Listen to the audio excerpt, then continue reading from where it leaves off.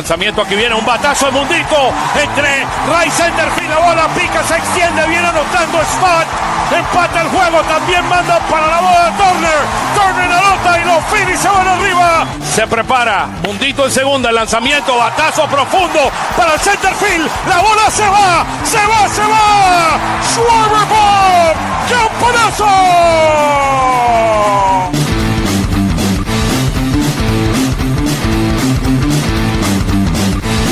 Aquí viene el lanzamiento, swing y lo ponchó. Ponche de Alvarado, amigos.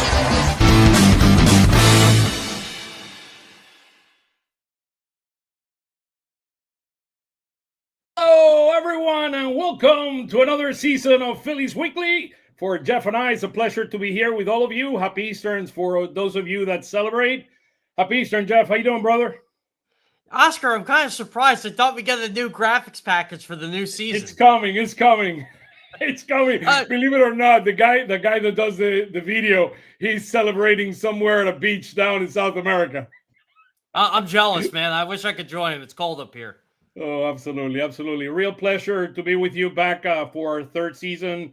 Look, it's going to be a very interesting year.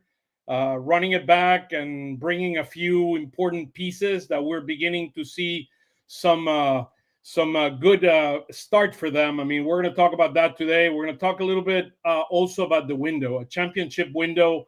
Where are we with that window, particularly with some of the guys getting older, some of the new guys coming in, some guys coming on in a year contract. So it's going to be an interesting year. I think the division is there for us to go get, but it all depends on how we execute, and performance is going to be the key. So it's going to be a fascinating year as usual for our Fighting Phils. And today, Jeff, we have kind of a dream team, right? We got a dream team of players here with us. So why don't we bring them on and see who they are? There they are. There's the dream team. Tim Kelly from OnPattison. How you doing, Tim? How's it going, brother? I'm good. Good to see you guys, Oscar. I miss you down at the park. Hey, you know how it is, man. The world, as the world turns, I mean, they're exciting things. I'm doing NBA right now. I'm going to be doing a number of things with Jeff and Mike Gill on 97.3 ESPN every day from noon to 12:30. We're there for you. You can stream it through our social media channels. We're going to bring you kind of what's going on, kind of a beat. This called Phillies Fastball, and we started bringing it last week, and today is the preview of Phillies Weekly. I mean, look, you know what? This is our baby. I mean, this is where everything started, and looking forward to it. It's going to be a fascinating year. There is Luke Arcaini. What's going on, Luke? What's going on? Happy to be back for another year. Get this thing underway again. And what can we say? The one and only Phil Stelgate. Tyler, how you doing, brother? What's going on? Hey, I'm doing well. I'm happy to be back. Happy to have Phillies baseball almost every day. It's a good time. It's a good time. I mean, and as usual, a beginning of the year, as everything happens with this Fighting Phils, is an interesting year, right? So, look, let's jump into it right away. This is kind of where we are as of right now. I mean, the Braves made me run at the last minute. They lost the last game, so I had to go in and redo the chart right away so you guys could get the latest and greatest. But kind of here's where we are. So Marlins 5-3. Braves and Mets at 6-4, and the Phillies are 5-4, and the Nationals are where they probably will end up the year in the bottom of the basement. But look, the Marlins 5.3 runs per game. They've shown some hitting baseball ability. I mean, the Braves great pitching so far, 2.2 runs per game. I mean, that is a very, very impressive numbers, as well as the pitching for the Mets have been holding off. So both the Braves or the Mets are going to be there probably. I mean, if their injuries, particularly for the Braves, hold up, they're going to be there with us the rest of the way. So it's going to be very interesting. Tim, let's start with you. Kind of what are your thoughts after the first 9 or 10 games in the division? I'm impressed by the Marlins. Sandy Alcantara had a complete game the other day. He pitched much better down the second half of last season. And I went over last year at some point in the second half when the Marlins were in town. I wanted to do an interview with Tyler Phillips after the game, but the Marlins had just beaten the Phillies. They had won like 7 in a row. They weren't going to be a playoff team, but I got the vibe under Clayton McCullough that they really had some positive energy to finish off last season, and some of that appears to have carried over to this year. It's very interesting. How about you, Tyler, from your end? How do you see things? Yeah, I think it's pretty telling that we're all pretty much outside of the Nationals pretty even. The Marlins are definitely an underdog, but they've been doing a great job so far. I'm still skeptical on their plan with calling pitches from the dugout. I still think that that's not the best, but we'll see how it works out. You know, the Braves are doing pretty well despite having almost no starting pitching at the moment. And I still think that it's going to come down to the Mets and the Phillies at the end. And we're all still basically in it. But every team has shown something right now that's positive, and they've all shown that they do have weaknesses. You know, there's not really one main team in this division. That's good. How about you, Luke, from a Philly standpoint? What are your views so far on the Phillies as we start the season? Yeah, I mean, I think it's a good start. Obviously, you know, that little early skid after opening day wasn't pretty. I think there's some people out there that maybe thought the season was over after 4 games, but that, you know, that's why the season's 162 games. But no, they've looked good over the last, 4 games. Obviously, I think Tuesday and Wednesday were the big ones for me with Andrew Painter out there, and then obviously the walk-off for Justin Crawford on Wednesday. A lot of run it back talk in the offseason, but it's been a nice little influx of some youth so far that I think this team really needs throughout this year. Look, after that 13 runs, you can see I've been doing the NBA, right? Points. After those 13 runs, the Nationals put against us. I mean, the world was going to go down. So, your views, high level so far on the Phillies, Tim. You're mute. I think you're on mute. My bad. A lot of what we expected. I think it was a very good sign over the weekend that both Aaron Nola and Jesus Luzardo bounced back. So I think that is welcomed. Taijuan Walker has not looked good through 2 starts, so we'll wait and see. I think the bullpen, Duran has looked great. Keller's mostly looked good. Jose Alvarado does not look like he has his control yet. So that's something to monitor. And I think the lineup is a lot of what we expected. You are missing that 4 or 5, those type of hitters. I think Brandon Marsh should probably be hitting higher in the lineup than he is, but you feel pretty good about 1 to 3. You have some other guys that you feel comfortable being in an MLB lineup, but you don't necessarily have those 4 or 5 hitters on this team. That's fair. How about you, Jeff, in general, as we go start looking at some of the specific stats, 5-4, 3-3 at home, 2-1 on the road after losing today. We're 2-1 in the division. We have not faced a 500 team yet because every one of the teams are below 500. We're 1-1 in extra innings, 3-1 in 1-run games, 2-1 in series, and then I think the most telling piece here, I mean, outside of the run differential that were negative, is the left-handed pitching. I mean, we have a problem. Actually, we have a problem against left-handed pitching, and they're throwing. I mean, I was surprised, Tim, on what you just said a minute ago as I pass it over to Jeff. Why didn't he bring March up, particularly if they had one left-handed pitcher in the entire starting staff? You need to bring your best left-handed hitter, which, I mean, in that case would have been Brandon March instead of Stott. I would have brought him up. I agree 100% with that. Yeah, go ahead, I'm on board with both you guys. I was just going to add to Tim's point. Like, I thought Brandon Marsh should have hit 5th to begin the season, no matter what Bryson Stott was doing at the end of the year and in spring training. And I was kind of surprised to see Rob Thompson go that route. And as we all know, he's probably going to keep this lineup against righties and lefties for a while.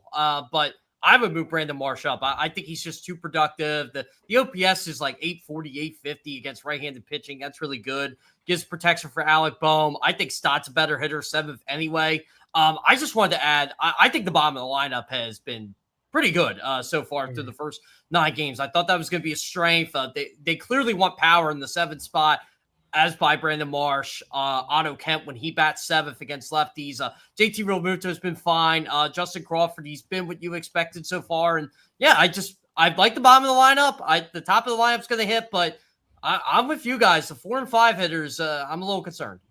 Yeah, and we need to start faster this year than the previous years because the easier part of the schedule is now. I mean, it's in the beginning of the season. I mean, as we start, there's for the middle of the season, we have Dodgers and Yankees. I mean, back to back. I mean, after the All-Star game, that we need to start faster this year. I wanted to keep the numbers. The numbers in gray there are a number last year. We were 14-12 in April, 19-9 in May. And we start. I mean, you could see we went about five. We were about 500 between June and July, and then we took off again in August and September. I do believe we need a quicker start this year to be much more effective or be as effective as we were last year to be able to win the division. Yeah, and you've had 2 chances here now with back-to-back bad teams where it was a struggle to take 2 out of 3 from the Nationals, and then you win the first 2 against the Rockies, and you kind of just lay an egg though in this third game. Not only Taijuan Walker, but they didn't hit. So I think these are series that maybe like to your point, in May through June, you might sweep them, and instead you settle for 2 out of 3. And it's still good to win the series, but some of these bad teams, it's better to just sweep them. I mean, Luke, your thoughts. I mean, we go out in Colorado and get 7 runs in the first inning, and after that, for the entire series, two games and whatever, and 8 innings, we only get 6 runs. I mean, which is a bit concerning, to be honest. Yeah, for sure. I mean, that's been the story, I guess, of the Phillies for the last couple of years, right? As they get hot, they get cold. I thought, the guys that the Rockies threw actually pitched pretty well on Saturday. Especially, I can't remember exactly who it was, but they had one guy out there for nearly like 5 innings after the opener.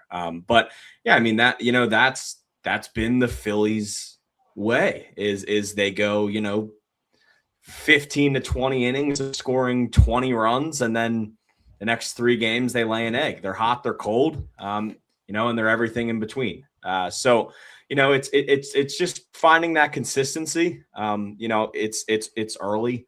I think they'll find it. They've shown in the past that even if they're not the most consistent offense, they can consistently win a lot of games.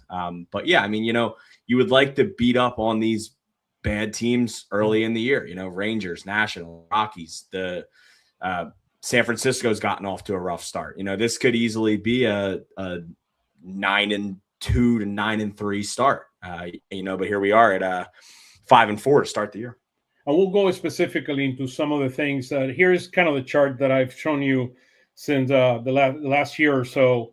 We're trying to score 4 runs per week, 4 or more runs per week, and we're trying to score or allow less than 4 runs per game. And the bottom line is our hitting has been exactly at 4, but our pitching has been way above the 4 mark at 533 and 433 per game, runs allowed per game. So last year there was only one time where we did not score 4 or more runs, and we did not have, and we had lower low or higher than 4 runs that we had a negative WIC. So the bottom line, if we get this 2 in red in green, 4 or more runs scored and less than 4 runs allowed per game, we're going to have a lot of greens like the way we had it last year. Again, I actually think the 4.33 this week isn't that bad because you played in Colorado. And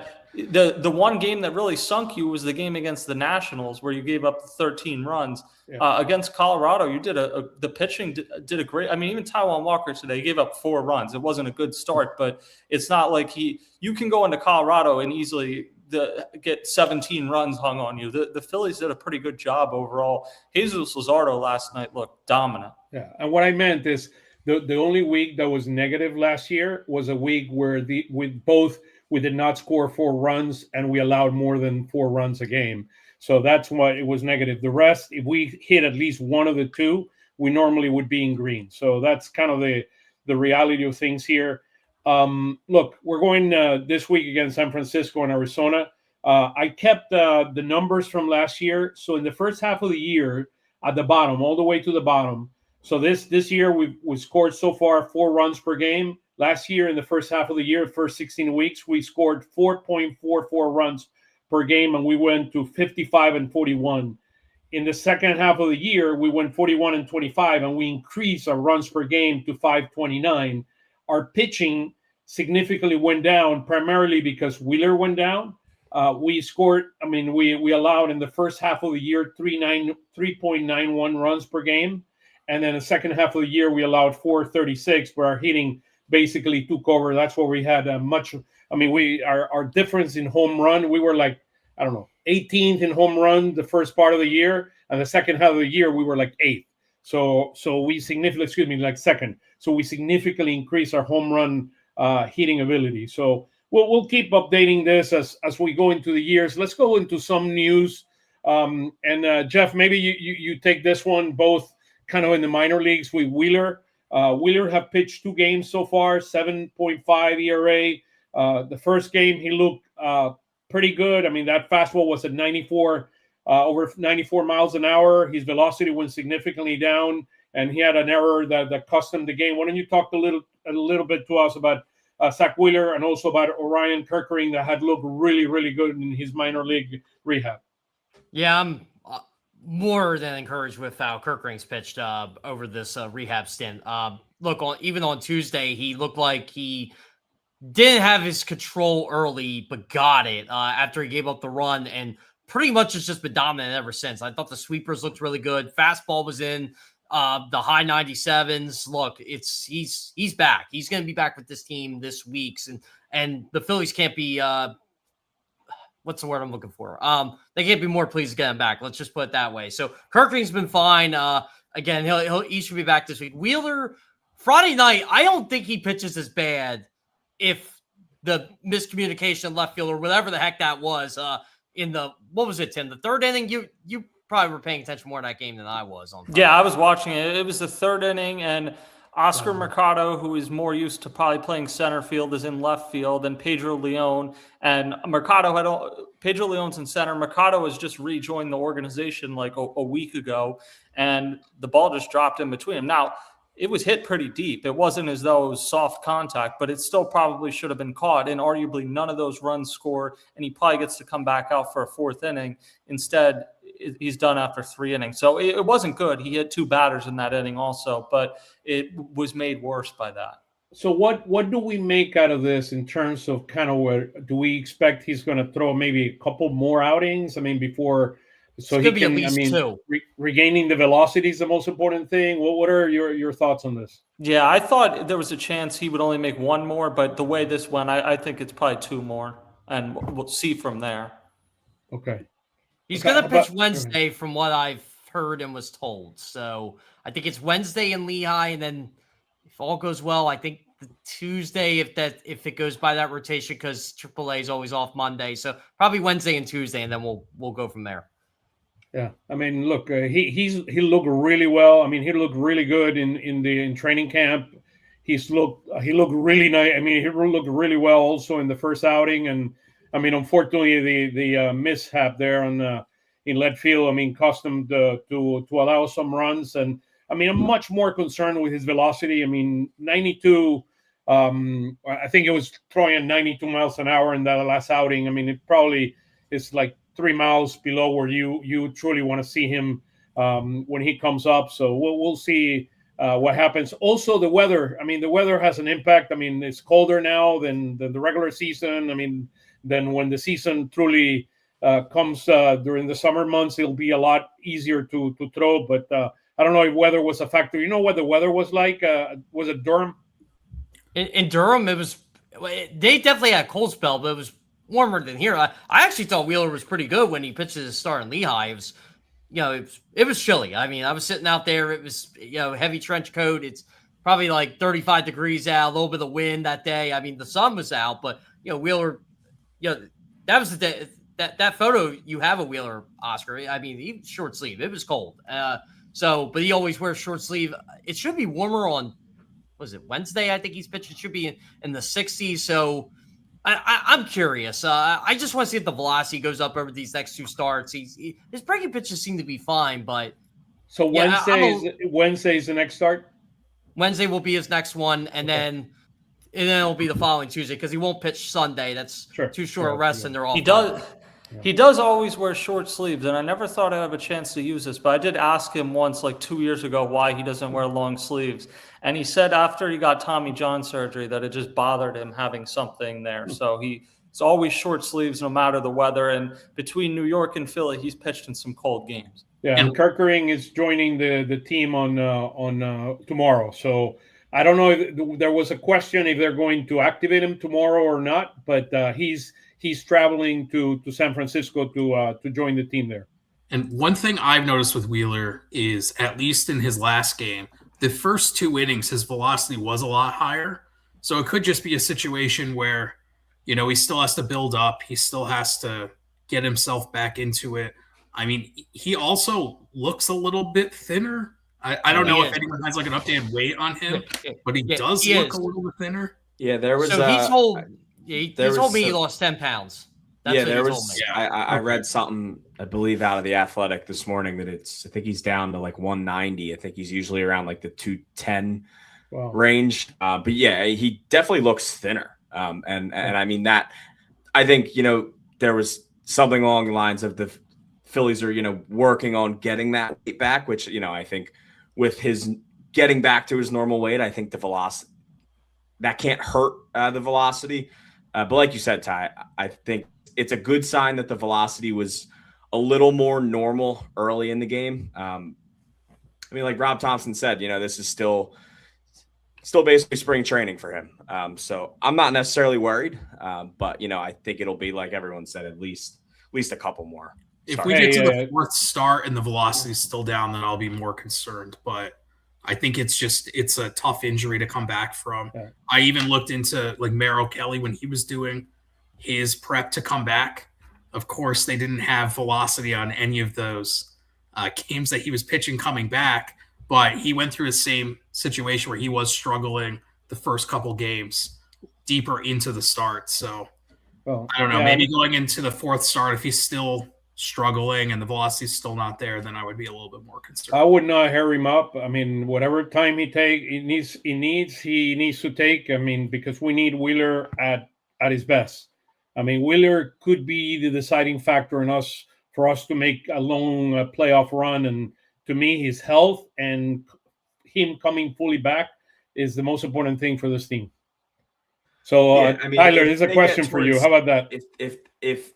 If they get to the middle of April and the velocity's not back, I think the Phillies are a smart team, as this person's face is covering me up right here. But I know. Sorry. No, you're fine. It was just funny because I went to look down at myself and then I didn't see myself. But I mean, if they get to middle towards the end of April and the velocity's still not there, there's absolutely no reason to rush him back in April, May. You need him from, August on rather than right now. Now, here's a question for you. They gave Kepler effect. Do you think that has something to do with the Marlins or not? I don't know. I don't even want to talk about that guy. Only bad memories. Only bad memories. Only bad memories. Okay, let's go back to this one. So in terms of look, I have a couple of slides here, one on the rookies and a couple of newcomers. I mean, just our overall thoughts. I don't think it could have gone any better the first 9 games of these 2 guys. I mean, they've been as advertised, and I mean, a game-winning hit for Crawford. I mean, Tim, let's start with you, and then we go Jeff, and then Tyler, and then we'll continue going here. I thought Crawford struggled a little offensively in Colorado. He wasn't as impressive, but yeah, certainly the first homestand he was great, and I think so far he's passed the test in center field too, which we've kind of taken for granted. And not that he's perfect. Some of the routes haven't been perfect, but Colorado's a huge, gigantic outfield, and he didn't have any misplays there. He correctly fielded the ball off Monty's angle or against Monty's angle. So I think he's done a good job. People just need to have fair expectations for him. This is not someone that's going to come lead off for you this year. This is a bottom of the order hitter. And if you just have him put the ball in play, run when he gets on base, I think that's good. And I know people have said, well, you're not going to want to steal when you have Trey Turner, Bryce Harper, and Kyle Schwarber coming up, which maybe you will, maybe you won't. The other thing, though, is Justin Crawford can go first to home if you put a ball in the gap, too. So just having him get on base is important. And then Painter, I'll keep it simple. It was super impressive. We'll see what he does tomorrow night in San Francisco, but he couldn't have gone much better in the debut. Yeah, I agree 100%. Your views on Crawford and Painter, Jeff? Yeah, I mean, look, Justin Crawford did those first 6 games what I expect him to do. Just get on base any way possible. Everybody likes to talk about the ground ball rate. And look, that first day, he was like a kid in the candy store, right? Finally made it. I talked to a lot of the minor league guys over the last couple of weeks that worked with Crawford or been around Crawford. And I had, top prospects of Reading and Lehigh tell me that they're so impressive how hard Crawford works and how much better he's gotten over the last couple of years. And he's been pretty good. But the work he's been putting in with his defense, with Eric Davis, with Chris Tank Adamson in Lehigh, just the work he's done. Dante Nori is very impressed with how Justin Crawford goes about his business. And, Dante Nori works with Kyle Schwarber in the all season. So he knows about hard work. They'll both be in our outfield very soon. So yeah. Soon coming over to your theater. So I'm impressed with the real thing. Justin Crawford is just a super positive guy, and having that energy around on a veteran team where it has to be tough. Not saying it's not fair that the expectation is nothing matters till October, but it has to be tough having that expectation. And I think having a younger guy like Justin Crawford can help to put things back in perspective. I think the funniest thing with him for me, Crawford, is that, mainly this past offseason, it was a lot of the ground ball rate talk. And he's just going to hit balls into the ground. And he is exactly as advertised as he was last year. And it's crazy because, like, you watch these Lehigh games and it's like, yeah, he hits the ball into the ground all the time, but he just gets on base. So far this season, he's hit the ball on the ground a lot, but he's gotten on, like, he just finds a way on base. And that's exactly what you need out of your 9-hitter. And these stats are up to date. 345 on base percentage. I mean, it's really impressive. I mean, take it every day of the week out of the 9. I'll take that. I mean, any day of the week. I mean, that kid, he's going to steal tons of bases. I mean, as Tim said, when he, hit it. I mean, a base hit toward the gap. This kid can run it from first to home quicker than most guys in baseball. So. And the other thing with Crawford that I've noticed is he hasn't stolen a lot of bases yet, but he's very smart on when he's trying to steal the bases. Even at the end of the year last year in Lehigh Valley, I saw that. At the beginning of the year, he was a little aggressive on the base paths, but he was really, picking and choosing his spots. If he didn't feel comfortable against a certain pitcher, he wasn't going. But he's still making it seem like he's going to run on pitches and making the pitchers nervous. He's getting thrown back to first a lot. But the one really impressive thing that I've seen with Crawford is he will have these bad at-bats where he's swinging out of his shoes on everything. But then he'll come back the next at-bat and just get a single, like out of nowhere. And I think that's really impressive that he can still recover that fast. Some people get into these slumps where they're just swinging at terrible pitches every single at-bat. But it seems like he really leaves the last at-bat behind and tries again the next time around, and he's had early success. And with Painter, one start, but I think that was better than everyone was expecting.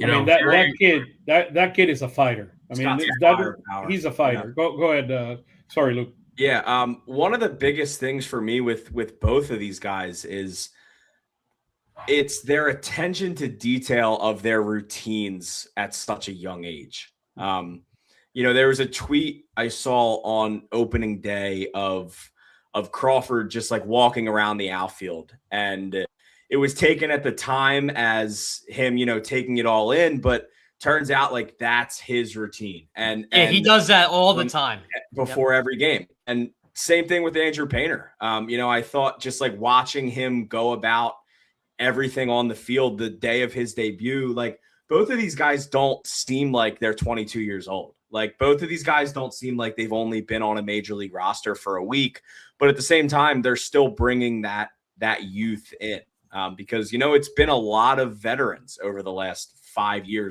or 5 years on this team. So it's nice to have these young guys in there. And, you know, while they're these, you know, young star rookies for you, they're already going about it like veterans, which I think can really help the team as well. Because, you know, they see these younger guys come in, but they see that, you know, these guys already fitting. I don't think anyone on the Phillies has any doubt in either of these two guys right now. Well, it'll be very interesting tomorrow. I mean, let's watch Painter. Why don't we focus our attention now into Odalis Garcia and Brad Keller? To me, kind of the two big acquisitions that we got, both one hitting and the other one pitching. And what we have seen from them so far, I mean, Odalis have hit the ball very, very hard. I mean, I've been impressed. He's not a big on-base percentage guy, but he can hit the ball hard. I mean, your overall impression. Let's start with you, Tyler. Yeah, you're right. He definitely can hit it hard. But, you know, to me, the biggest thing is his defense. You know, he's making plays that weren't made in the past with our former right fielder. And he has, by the way, our former right fielder is hitting, I think, like 176 in San Diego. So he had a big hit against Ranger Suarez today. So yeah, he did. Okay, 180. Yeah, but you know, I've been very impressed, especially with, you know, people touting how good he is in right field. You know, not watching a ton of Texas Rangers games. I've only seen it a few times, but he's a lot faster than he looks. He's making great decisions when it comes to fielding. And then with his offense, you know, he's had games that he struggled. I mean, during the Rangers series, he didn't look good at all. But he's really rebounded the past two series and shown off his power. I've been pretty impressed so far. I'll take the 835 OPS and put it in the bank. But look at these career stats. I mean, that's the other thing. I mean, he's definitely playing better now than he has in a few years. So I think it's just a week-by-week thing. He's a streaky. He's a streaky. Yeah. He's very similar to Castellanos in that respect. I mean, that's his career. But we'll take what he can give. I mean, he's a showman. He likes to show off. So, I mean, and that's a good thing. Because when the right time comes, this guy is gonna bring his best. He's gonna bring his best every time, but particularly in showtime. I mean, he loves that. Yeah, and I think that's the perfect word for him. You know, like if he hits a big home run in the playoffs, he's gonna send Citizens Bank Park into a frenzy. Like you can tell he plays with a lot of emotion. And you know, I think one of the craziest parts to me about his power, like you said, Ty, is it's just so much raw power. And like, obviously you see the muscles, like he's a gigantic human being, but like that ball he hit out today, like most baseball players don't hit that ball. And I know it's in Colorado, but like most baseball players don't get that ball out of the stadium. Like it's just straight up raw what he has. He's two hits. I mean, he's 2 home runs have been to the positive side. So I mean, he can hit. It's really impressive. Tim, I love your thoughts on him, and also your perspective on his role inside the clubhouse and the dynamics with him inside the clubhouse. That would be very interesting to understand your perspective on that. It's probably a little too early to tell the clubhouse part, but certainly he comes off in the few times I've talked to him. Very nice guy, speaks English and Spanish, and then obviously he has like a long-standing relationship with Edmundo Sosa, so they're good friends, and so that's kind of a cool relationship. I would say on the field, Tyler mentioned the fielding, which there have just been a few plays where it's like Nick Castellanos is not getting to that ball. It's not a diss, it's just reality. I think offensively, you can, if you didn't like the signing, there's things you can look at and say, see, I was right. And if you did like the signing, there's things you can look at. He's held up on chasing pitches in a few key spots, but his overall chase percentage is pretty similar so far to what it had been in Texas. So he needs to work on that. But you saw the home run today in the 9th inning. He had the single into right field. Like he's had some good moments, and I do think he's somebody, he seems to like it when the weather's a little warmer. So as things warm up, he is bundled up. That baklava he had on the other day, he looked like he did not want to be there. It's funny to me, guys, that aren't from the United States, like when it's like under 75 degrees, they're putting on the winter caps and stuff because they think it's cold. But I mean, you could see me. I mean, when I came here, when I came to Philly, it was like, oh my God, this is the coldest place I've ever been in my life. I mean, you see me always with kind of the hoodie and just trying to keep it warm. It's important. We're not accustomed to this, trust me. No, but I think he's been encouraging so far for sure. Jeff, yeah, I've been impressed. I mean, look, I don't expect much, I guess, because of what Nick Castellanos brought. But look, Garcia, I think we'll all take a 294 bag after him this year. I would take 250 from him this year, but I'd take the 835 OPS. Yeah, that's what I was just gonna say. We'll take the 835 OPS out of Adolis Garcia. I think his defense has been more than fine. He's definitely an upgrade there. I mean, look, people didn't want to admit it in the offseason, but you did upgrade him right field when you signed this guy. And Brad Keller, I love it. I mean, look, I know he only has 2 strikeouts. His arm is a big-time arm. I mean, this guy can bring it. I mean, I love the results are not there yet, but this guy has some type of an arm. I mean, he reminds me a lot of Jeff Hoffman. I mean, I see a lot of Jeff Hoffman in him.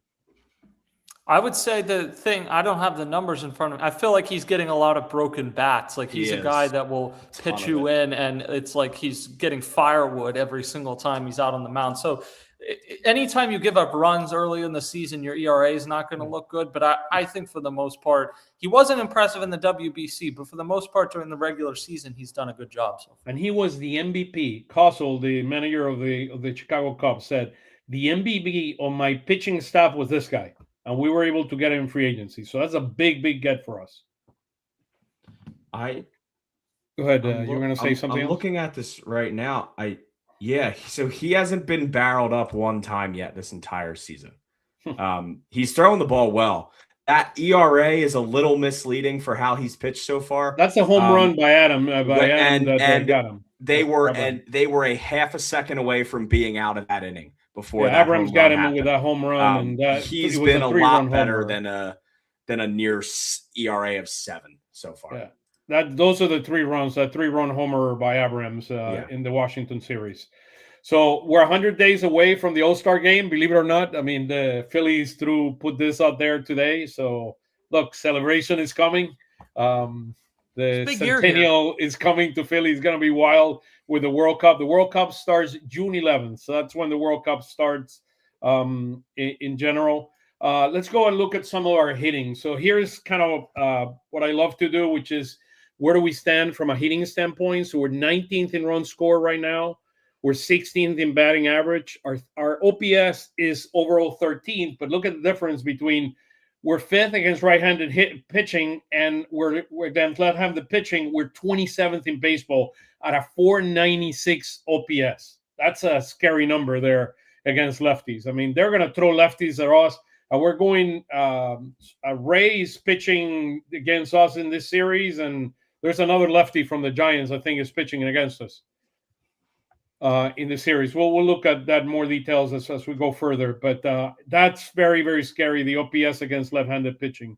Yeah, Chase, they need to get it going. That's been how it's been the last few years. They've been really good against righties, and they've been below average against lefties.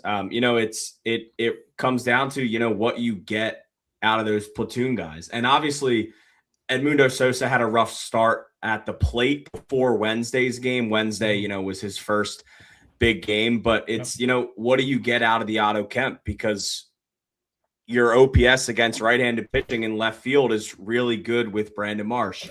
What do you get out of Otto against lefties? I think that's, one of the bigger questions for me, because that's one of the only real changes to the lineup.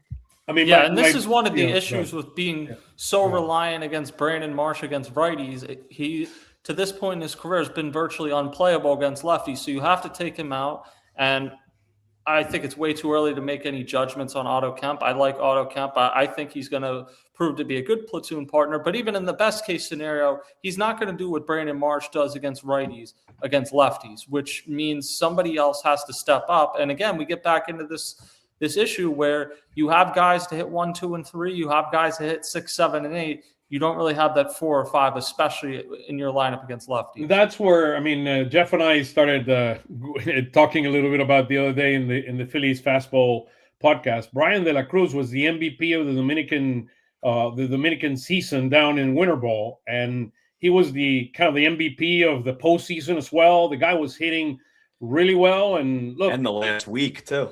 Yeah, he had 3 home runs in like his last 4 at bats at one point. Yeah, I mean, the guy, I mean, look, to me, I understand why Moore is here. He gives you a lot more flexibility, but if you're not going to use him, I mean, why don't we bring, Brian De La Cruz at some point and leverage his big swinging ability. I mean, the guy he has power, and he was really, really good in the Dominican series. And the Dominican. Well, I think if you bring De La Cruz up, you'd probably be sending Otto Kemp down as opposed to DFAing Moore.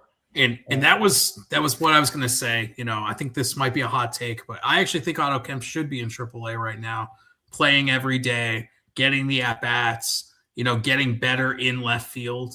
I was not impressed with him the few games that he did play in left field this year, and he hasn't played the past couple days, and I don't know how he's going to keep getting better if he just isn't playing. And I understand the matchup situation. You're not going to sit Brandon Marsh to give Otto Kemp playing time if it's against a righty, but it may be wise to just bring up Brian De La Cruz and have Kemp playing every day in AAA for the time being, at least. The thing is, like, he's never going to be an everyday player at the majors, so you got to get used to this role because either you're going to sink or swim in this role. I thought last year when he was in left field, he looked pretty good. He hasn't been so far, but it's a small sample size, so I think just kind of ride it out and see what happens. But if you're bringing De La Cruz up, to me, it's just because you think he's better than Otto Kemp. But the Phillies have talked so much about Otto Kemp that it's going to be a little till they make any determination because obviously they really believe in him, particularly his bat. But I think third base was the position last year I looked at, even though they say it's his natural position. And I was like, I don't really see it. But I think he can suffice in left field. And it'll be a lot easier to overlook some of the shortcomings defensively if he starts hitting. We're talking about hitting. I don't want to, and I know we talked about the minors, the guys that were in the minors before. Aidan Miller, can you give us an update, Jeff, latest and greatest on Aidan Miller? To your best knowledge? There really is no update. He hasn't even been swinging a bat yet. That was as of. I heard he's fielding. Isn't he fielding? He's fielding. He's running. He's more motion. I've talked to a couple people in Lehigh about this. He's not up to swinging the bat yet. Okay. As far as I know, he's still running. He's doing that stuff. They're being really cautious with Aidan Miller. They should. Yeah, if someone told me May 1st, that's pretty optimistic at this point. So he's actually in Lehigh, just on the IL there. He didn't stay back in Clearwater. No, he's on the IL. He's in Clearwater. He's on the 7-day IL, but I haven't seen him in Lehigh all the couple times I've been up there. And from what I was told, he was from a couple guys at Reading that know him. He's still in Clearwater. So it's a weird situation. I don't think the word is weird. I mean, he's hurt. I mean, he's hurt, and unfortunately, I mean, it's the reality of it, right? It's a bad omen, I guess, because to have finished last year with a back injury when you're this young, and then to have it this year, it's concerning. Yeah, hopefully it's not chronic and it's not something. I mean, look at some of the football guys like Jurgens and. That he had to go down to South America to get some type of, I don't know, Jeff, what is it called? Like asteroids or something like that they put on him? Or yeah, Tim, I was going to ask you this when you were down spring training. Like, was there any, rumblings of sciatica maybe? Not that I just, they mentioned the back and that was it. But I was down early in spring training. So it was really even before they had to say much of anything. And then Bryce Harper accidentally said it on the TV broadcast that one day, and it kind of came out since then. But yeah, it's wishing nothing but the best. I mean, he's the top talent or one of the top talents in this organization, and look, hopefully he'll be back in no time and being able to continue to do his magic because the guy is really, really special. He has some great ability. So. Look, surprised, to be honest with you, that we're 17th on Chase. I thought we would be higher, as well as the K percentage. Again, it's early in the season. These numbers are going to move significantly. It's only 9 games, but I was surprised that we're 7th in baseball in terms of being the lowest strikeout rate. It's like, wow, that's impressive. There was a doing it. game in the National Series that they only struck out twice. Yep. Well, the other thing, we haven't faced great pitching either. I mean, that's the other big thing here. So it's something to look at. Here's where kind of our hitters are. Turner hitting at 289. He struck out 9 times. What I did on the right is the top 3 on the Ks. I put whomever has the most Ks, but the other ones is more on the positive side. So Turner 289. Then you see Schwarber. I mean, what you were talking about, Tim. Look at the middle of the order there. Schwarber, Harper, Baum, Stud. I mean, not hitting at all. Schwarber has those numbers because of his 2 doubles and his 3 RBIs. I mean, his 3 home runs and his 6 RBIs. That's why he's an 897 OPS. But look, we need a much better performance in the middle of the lineup, and I would not mind bringing March up where Stud is. I get the Baum part. He has 7 RBIs, but we need, I mean, only 1 home run, 1 extra base hit is concerning. I mean, you need look where Garcia is compared to Baum in terms of production. So the question I think, if you move him up, I mean, are they going to is he going to feel the pressure to produce more, and he's changing his approach? I mean, that's my bigger question there. Right now, I would just let Garcia where he is. You hope that top 4 gets going.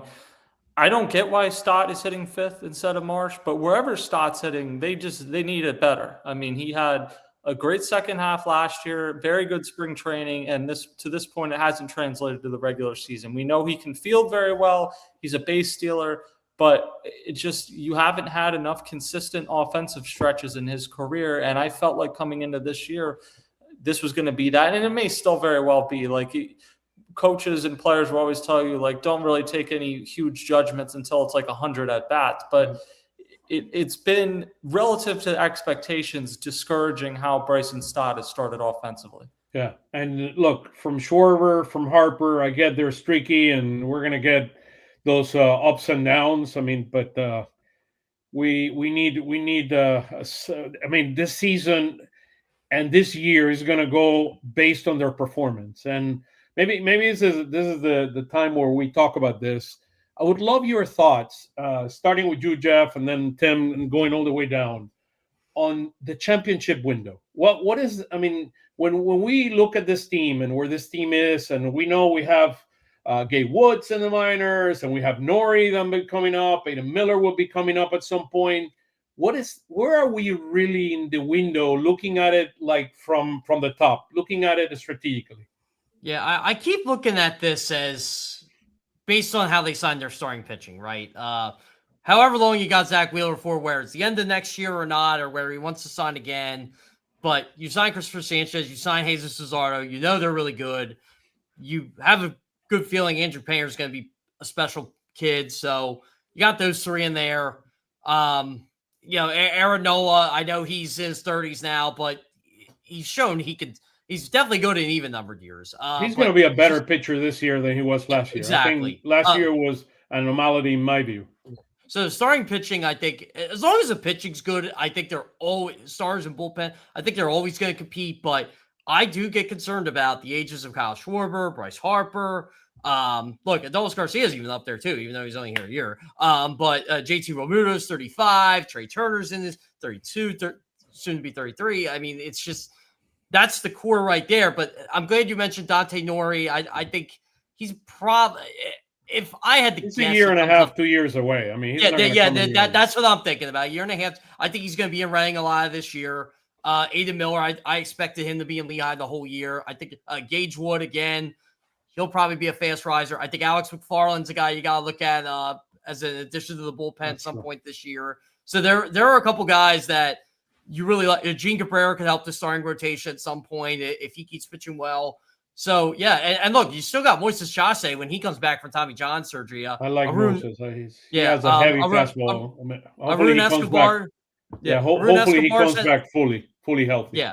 Yeah, Arun Escobar's had a good start so far in Rang. I'm going to be there Tuesday, excited to see him. Really good kid. But you and I were talking, Oscar, like, how many of these guys do you think they're going to part with to win now? I think that's going to be the question.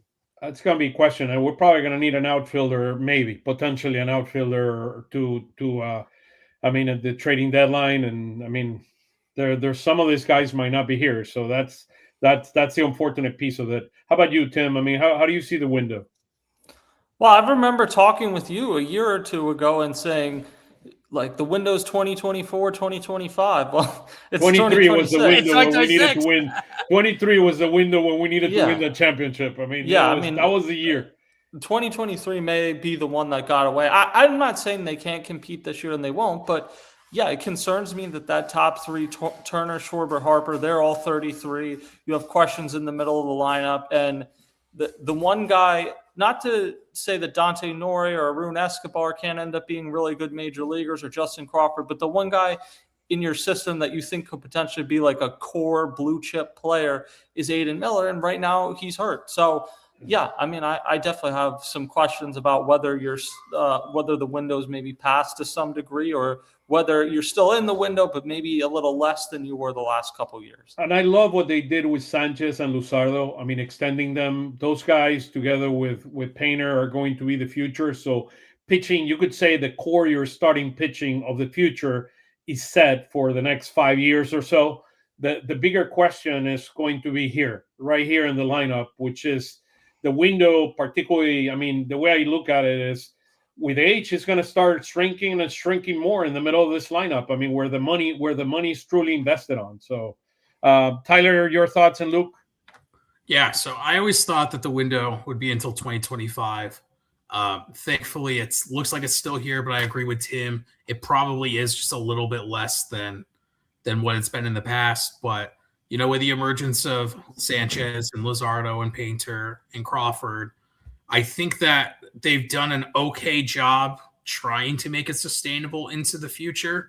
But it is tough when you have those players that are getting older. And I think right now we're still in a window. I don't have a date range for it, but they have to keep supplementing those guys, because if they stop supplementing those hitters as they get older, I mean, it could be an absolute disaster when it comes to the position player side. But I'm not concerned with the pitching at all. I think that they're in a very good spot. You know, the bullpen, that's a year-by-year thing. You can add to that. You can make that better. But I don't think that this core, if it continues aging, which it will, the guys around it, if they're not picking up some of that, then they're in trouble. But they do have some prospects that they can trade. There are some guys that they can try out. I don't think that we see that window fully closing yet. But yeah. I don't know. I think they're trying their best to be sustainable, and I don't really feel comfortable putting a number on it. And then the question, and I'll bring you, Luke, you can comment on this. Bichette, if Bichette would have come here, what would have Bichette changed? I know he has, I mean, it's a lot more of a contact guy. I mean, how would he have changed the window? Well, the first 9 games, not much. But yeah, I mean, they're booing him out of New York. Yeah, they are big time. I mean, it's tough. He's a younger player that, you know, would be a good impact bat in the middle of your lineup. But you know, the window for me is simple. It's Trey Turner, Kyle Schwarber, Bryce Harper, and JT Realmuto. Like, those are the guys. And I know JT's, you know, 35, getting towards 36 soon. And you know, I'll be honest, I don't have a ton of confidence in what you're going to get from JT Realmuto out of the next few years. But it was something you maybe had to do at the time. But you know, it's from a hitting standpoint, from a catching standpoint, he's still got it for sure. But you know, it's what you get from these core guys that make a lot of money. It's as simple as that for me. You know, what do you get from the guys that you should be getting a lot out of?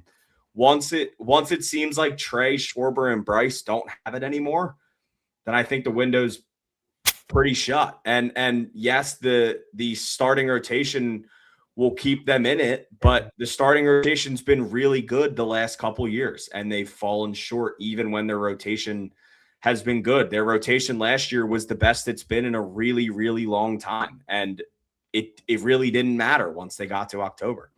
So here's the rotation. I mean, and what we've seen so far. I mean, look, Sanchez has been what Sanchez is, right? One of the top pitchers in all of baseball. Painter, I mean, probably I was going to say better than even advertised, but he has the talent. I mean, that's advertised from a talent standpoint. And you saw what Luzardo did yesterday was incredible. And Nola is what I would expect the Nola to be. I expect his ERA would be around 4, maybe slightly below 4 for the year. But those, I mean, 4 guys together with Wheeler are the composition of what I would be a championship team. The bigger question comes, can our bats, support the championship starting pitching that Dombrowski and the team have been able to build? Mattingly and the team have been able to build. I mean, that's kind of the reality. I think if Wheeler comes back like the Wheeler we know, I mean, this is going to be the best rotation in baseball, if not top 2, top 3 in all of baseball. I mean, there's no doubt in my mind. I'm not worried about the pitching. It's particularly the starting. It's the lineup. And the lineup, even the last few years, when you're talking about these guys at their peaks, hasn't been good enough. As they start to decline a little bit, certainly you've seen it with JT. Who knows what we're seeing with Harper? Look, Trey Turner took a lot of crap last year for how he performed in the playoffs. Well, he missed a month before the playoffs because he strained his hamstring and then is immediately thrown back into facing the Dodgers. So keeping him healthy, his hamstrings this year, is arguably as important as just about anything on this team, because he's had back-to-back years with hamstring strains, 1 to each leg, and usually that doesn't get better once you get older. But his speed is such a value to this team that they need to find a way to make it work, whether that's more frequent off days, whatever. You got to get him healthy to the playoffs and hope that once the playoffs go, he can just go from there.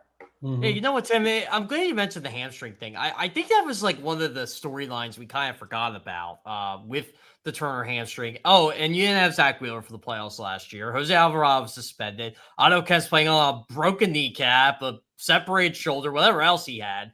But overall, you're right. Like, this team was banged up going to the playoffs last year, and we talk about the window. Well, if Turner's healthy, if Wheeler's healthy, if Alvarado isn't dumb and gets suspended, are we having this conversation, or is this like the last run type thing?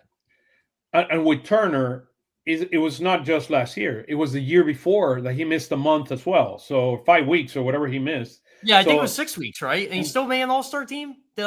Yeah, and that is the connection to getting older and closer. And that's what we feel, that from a hitting standpoint, the window could be closing every year more and more because of the age and because of the health of a lot of these guys. I mean, Harper with his wrist last year. I mean, Turner with his hamstring. I mean, it's a little bit concerning. Here's where our pitching is: 5-4, 4.39. We're 20th in baseball, 18th our starting pitching in terms of ERA, and we're 24th. We're relief pitching. I do believe that we started pitching better toward the end of after the Marlins game. The Nationals game. That first game, our pitching has begun to look the part, particularly both our starting pitching.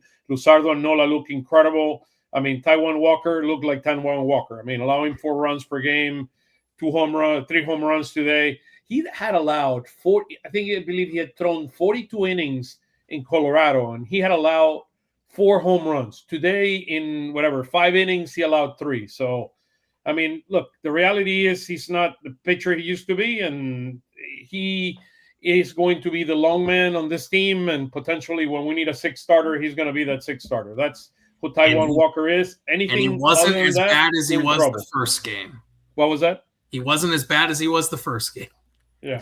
The first game was weird, though. I know people think this seems like making excuses, but like everything was like an 87-mile-an-hour single hit to the exact, and eventually it doesn't matter. Today was just weird. He got rocked. Like, that's more what you would expect if a guy's going to struggle. I'll go back to what I said about Alvarado. I haven't been necessarily impressed so far. Last night, he threw 13 pitches and 5 of them were strikes. And even the pitch he got him to swing at to end the at-bat, I think it was Karros, it was a nasty pitch, but it was not a strike. It would have been a walk had he not swung at it. So I don't know how much he trained during the winter. That's my honest assessment. He's definitely bigger. I'll say that. Well, I understand why they picked up the option, but I think we all took it for granted that you're going to get the best case scenario. 2 years ago, he wasn't very good.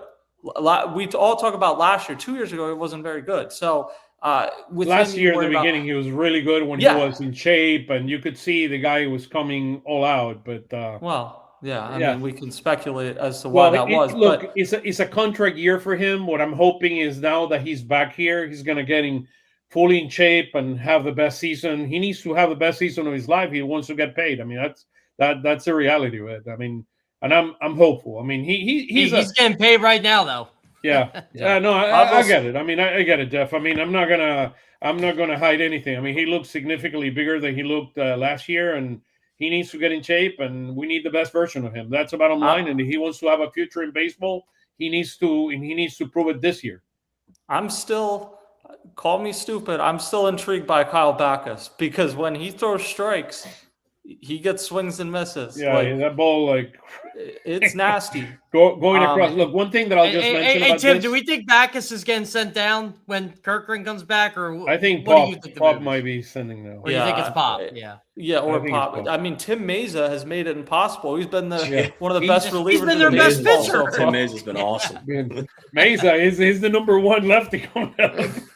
The only thing Tim Meza's been struggling with is what to speak at Millersville's graduation. Yeah. Well, I mean, I think Backus will go down first just because Pop doesn't have the option. He doesn't have any options? No, but I mean, Pop does have a split deal though. Yeah, he does. So maybe they won't claim him. Right, and if he gets claimed, so be it. But no, I think you're right. With three other lefties, I think there's a chance Backus does go down. But and maybe that ends up being a good thing for him. Obviously, in 2022, Jose Alvarado went down, worked on his control, and came back and was one of the best pitchers in baseball afterwards. I'm not saying Backus is going to do that, but I think Tanner Banks is a good number 3 lefty. I kind of put Tim Meza in that same group. You hope you get what you get out of Alvarado, but you need another nasty arm in the bullpen. And I think Backus, the floor is lower, but the ceiling is also higher. Yeah, and he looked much better in the last couple outings he's had. Look, to me, most important number that we need to see out of all the stats is the starting pitching ERA. That's how this team have won over the last few years, and that's how we want to win this year. The other thing that I find very encouraging is all the greens on the right-hand side, with our base on balls being 4th in baseball, and we're 6th in baseball in terms of Ks, and number 1 in starting pitching. Last year, we were number 2 in starting pitching in number of strikeouts. So you could see Luzardo playing a key role there, as well as Christopher Sanchez, and hopefully when Wheeler comes in, we do the same thing. And I've been very, very impressed by Nola so far. Here are their numbers. I mean, Nola in 11 innings have 16 strikeouts and 3 base on balls. That's very, very impressive.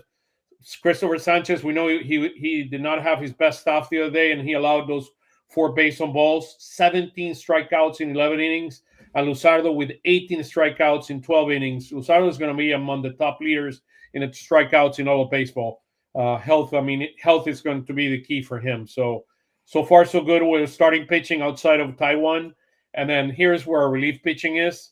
I did it more in terms of performance of ERA. I did it more in terms of how I view them in terms of rank. So Duran, 193 ERA, perfect. I mean, he's 3 out of 3 in save opportunities. Keller, he needs to continue to improve that. I mean, but he had that mishap in the game against the Nationals with Abrams getting those 3 runs, the only 3 runs he's allowed. Alvarado, he needs to get better, no doubt. 1350, had that huge bad outing. He allowed 4 runs in that outing. Banks, 245, what we needed. Meza, we talked about him already. I mean, he looked the part, and he looked really, really good. 6 innings, 7 strikeouts.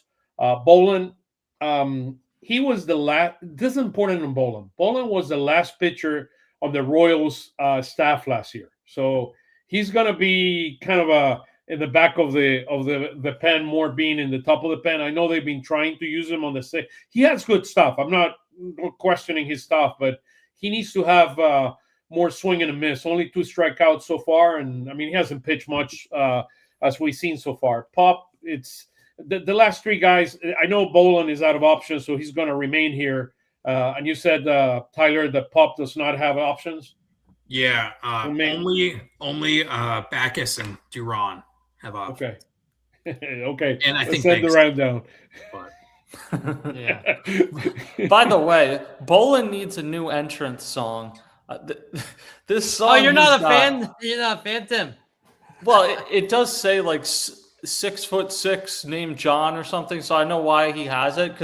It's interesting for sure. It's got no aura to it. Yeah, and the guy's a big dude. I mean, so he could have a little bit more of a edge on his entry song. I can send him some Bad I Bunny want to songs ask if you he guys needs some. this. I want to ask you guys this while we're talking about pitcher. What do you guys think of Otto Kemp surrendering "Take Me Out" for Andrew Painter? I love it. I Yeah, love I it do because I love it. I love it for Andrew Painter. I think it's an awesome starting. It's an awesome one for a pitcher. That is absolutely a song for a pitcher. Yeah, I was like, because Otto told me before the year he gave it up, and I'm like, I wonder who he gave it up. I wonder because I remember Andrew Painter used it when he was in Reading a couple of years ago, and I'm like, I wonder if he's going to go back. Well, that's exactly what happened. Oh my! So, guys, any final thoughts? I got the last slide on what's coming next. Any final thoughts in terms of pitching in general?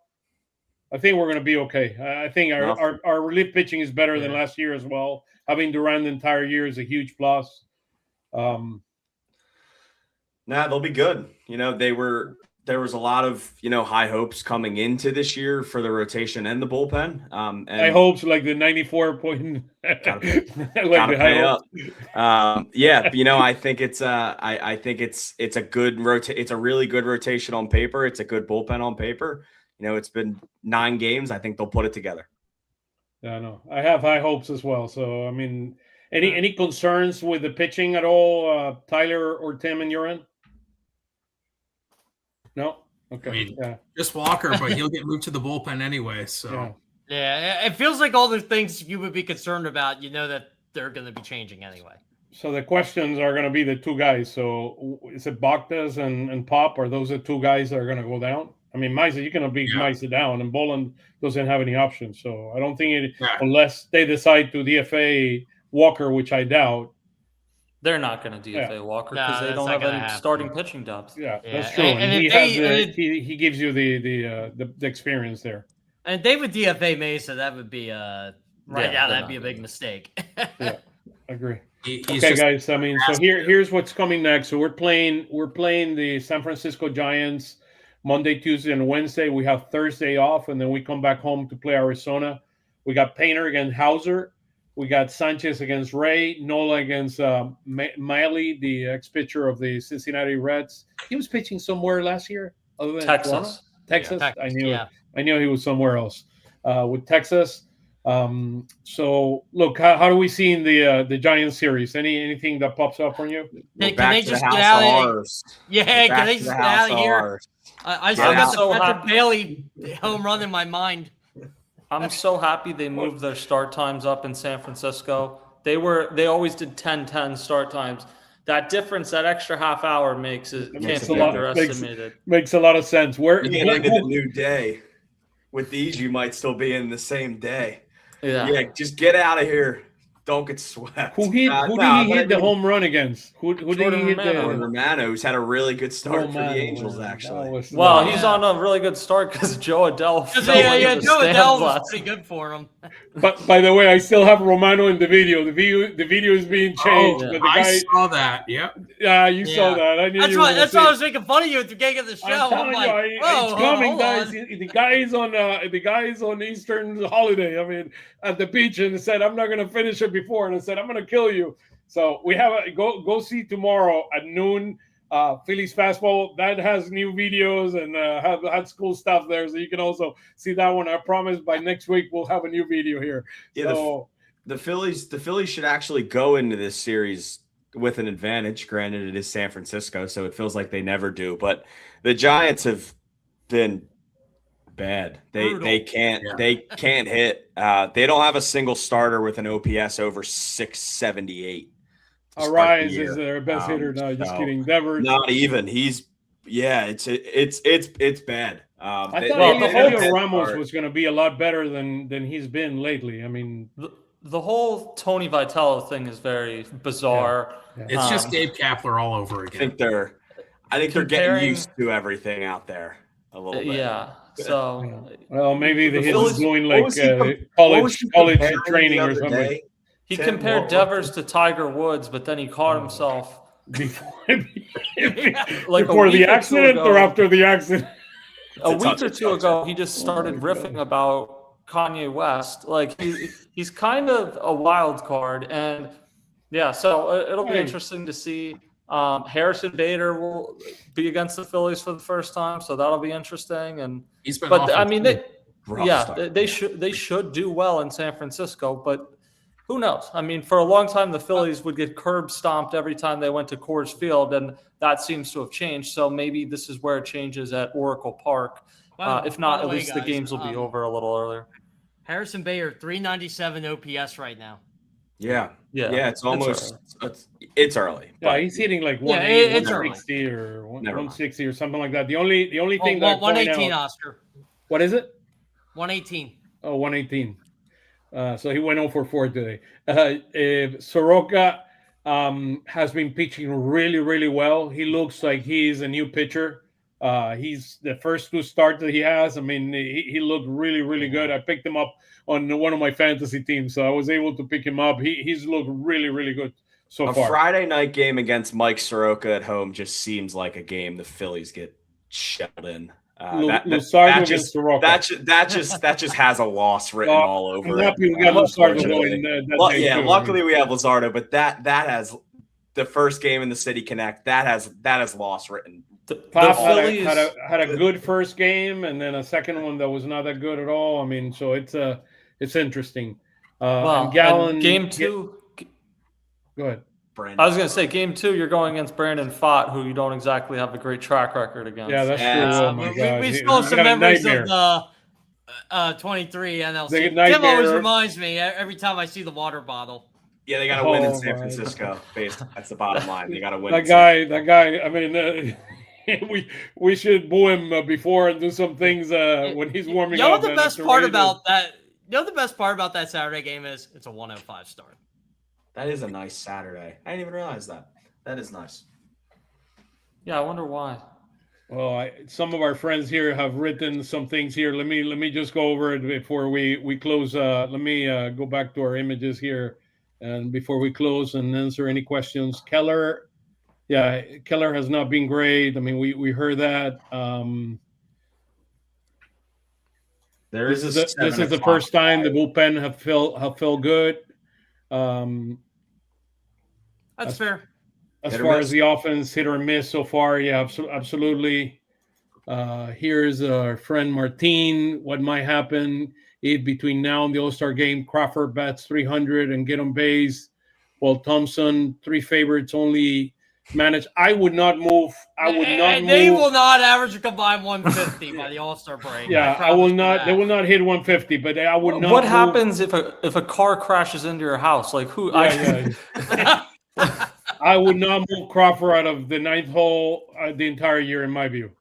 That I would not move Crawford. So if they combine for 150, you'll never see me again on. Well, the Phillies are going to be 30 games under 500 if they. Nice looking up by everyone. Thank you for. I guess he's talking about our lineup, not the lineup of the Phillies so far. So, guys, thank you so much. I mean, as always, it's a real honor to have you here with us. I mean, Jeff and I truly appreciate it. Thank you for your insight, your perspective. Very, very valuable. And look, the season's starting, so we'll have you here in a couple of weeks. Let's do it. So, looking forward to it. Have a wonderful rest of the Eastern holiday if you celebrate. For all of you that are out there, then again, it's a pleasure to have you back here with us, and send us your comments. I mean, we would look forward to answer any questions you have, and have a wonderful week, guys. And hopefully the Phils can give us what is it? It's what is it? 5-2 or 5-1 this week. I mean, I don't know. We didn't make a prediction. I'll take a 4-2. I'll take a 4-2 this week. You know what? I'll take a win in San Fran. That's what I'll. 3 games in San Francisco and games against Soroka and Pfaadt. I think 5-1 would be a pipe dream. But yeah, let's do it. 5-1. 4-2. Tim, where can we follow you in social media? Everything you're doing on Pattison with the stoplight and all the magic that you do. Yeah, there's a new episode of Phillies Stoplight with Mike McGarry out. Check that out on YouTube or wherever you get your podcasts, and then OnPattison and Bleacher Report. You got to get McGarry here as well. We need to get Mike on. Yeah, he's a great guy. But Tyler, with all your magic, where can we see you? Just at Phil's tailgate. You do all your magic there. Don't get in trouble. Don't get in trouble. Well, it's good. It's good. Bring the juice, brother. Bring the juice. That's the most important thing. Luke, talk to us about all the magic. I saw you the other day in what is it? Phil Focus. Yeah. You can follow me at Arcaini. This guy's Luke everywhere. on Twitter. Yeah, I'm trying. At Arcaini Luke on Twitter and writing obviously everything over at Crossing Broad and over on Substack as well. That's awesome, man. That's awesome. And Jeff, where can we follow you on social media? Jeff Kerr PHL. You can follow my Substack, jeffdkerr.substack.com. Find me on Phillies Fastball during the week for Phillies coverage, and starting with Eagles on SI this week. So pretty excited. And we're also in the BFA network. We send our best to Mike Gill and company there, and we look forward to see you in the next few weeks, guys. Thank you so much, and we'll see you next Sunday at 8 p.m. John Foley and the gang are going to be here with us next week. So thank you so much, guys, for being with us, and God bless. See you guys.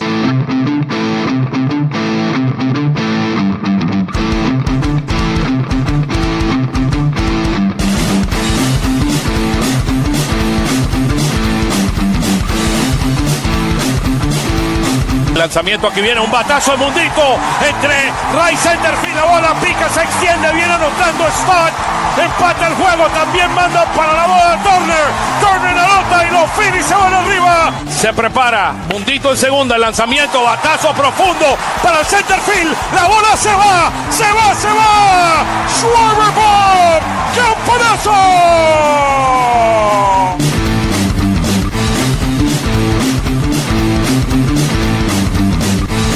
Aquí viene el lanzamiento. Swing y